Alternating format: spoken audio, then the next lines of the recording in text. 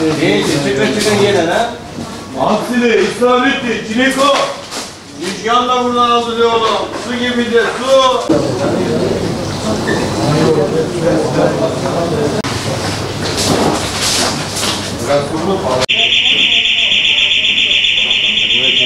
Balıklarda son durum bildiğiniz gibi bu sene palamutçuluk oldu abi. Bayağı da oldu. Yani millet palamuda doydu.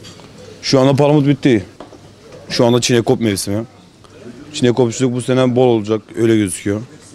Hani çinekop, istavrit, hamsi. Palamutçuluk oldu. Palamut bitti. Şu an istavrit, hamsi, çinekop. İşme olur mu? Şu an fiyatlar uygun zaten. İstavrit 150 lira. Çinekop 300 lira. Hamsi de aynı şekilde 150 lira. Fiyatlar gayet uygun. Hani bundan daha aşağı düşündüğünü sanmam yani. 150 lira gayet uygun. Öyle gözüküyor yani. Kayıkçılardan aldığımız habere göre bu sene balıkçılık olacak diyor. Aynen. Özellikle de çinekop. Çinekop normalde 600-700 lira arası satarken şu anda 300 lira satıyoruz. Şöyle gördüğünüz gibi iri lüfer ayarında çinekoplar 300 lira. En iyi giden balık bir de çinekop. Mevsimi zamanı. Günün şampiyonu çinekop.